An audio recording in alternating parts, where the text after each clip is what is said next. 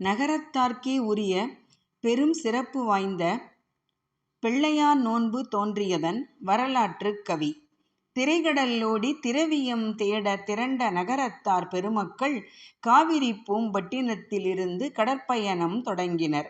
கார்த்திகை நாளொன்றில் கடலினிலே மாற்றம் ஒரு சீற்றம். சுழல்கள் சுழன்றடிக்க, சூறாவளி காற்றடிக்க, கப்பலின் திசை மாற, கவலைகள் திசை மீற, மரகத பிள்ளையாரை மனதுள் நினைத்து அனைவரும் நாடினர், அன்புருக அகவல்தனை பாடினர். குறை தீரும் காலம் எப்போது? கரை சேரும் காலம் எப்போது? ஒவ்வொரு நாளும் ஒவ்வொரு நூலாய் புது வேட்டியில் இழையெடுத்து புது வழி தேடி ஒன்று சேர்க்க 21 நாட்கள் கழிந்தது. இனிதே நல் தீ ஒன்று தெரிந்தது. கொண்டு வந்த அரிசி வெல்லம் நெய் பிள்ளையார் வடிவம் கண்டது. 21 நூல்களும் இணைந்து திரியாய் ஆனது. மாவு பிள்ளையார் தயார். மலர்கள் அத்தீவில் எங்கே? அழகாய் சிரித்த ஆவாரம்பூ அடியேன் என்று சொன்னது. ஆம், அழகாய் சிரித்த ஆவாரம்பூ அடியேன் என்று சொன்னது. அரிசி மாவு பிள்ளையாரில் அத்திரியினை இட்டு விளக்கேற்றி தலைப்பாகை கட்டி தடிக்கில் அமர்ந்து தலைமகனார் தர பிறர் தலைவணங்கி பெற அவ்விளக்கினை உண்டனர். அனைவரும் மகிழ்ந்தனர். பின் கரை வந்து சேர்ந்தனர். தன் கதை சொல்லி மகிழ்ந்தனர். அதுவே பின்னர் நகரத்தாரின் பிள்ளையார் நோன்பு என்று வழக்கமானது. நம் தனித்துவ பழக்கமானது.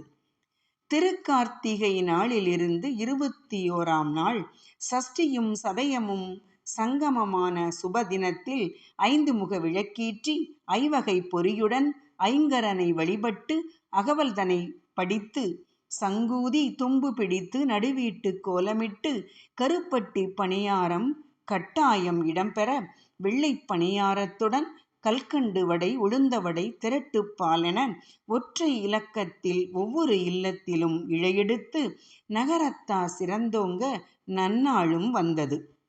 பெரும்பாலான வட்டகைகளில் வெல்லம் கலந்த பச்சரிசி மாவில் பிள்ளையார் பிடித்து இழையெடுத்து கொள்வது வழக்கம்.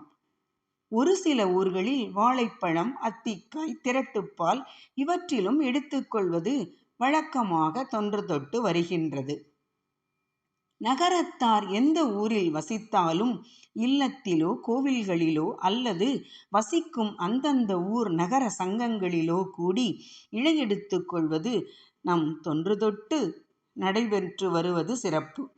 இல்லத்தின் மூத்தோர் தலைப்பாகை கட்டி தடிக்கிட்டு அமர்ந்து தான் முதலில் இழையெடுத்து வயதின் வரிசைப்படி அனைவரும் பிள்ளையாரின் ஆசியும் பெரியோரின் ஆசியும் பெற்று பக்தியுடன் பெற்றுக்கொள்வர்.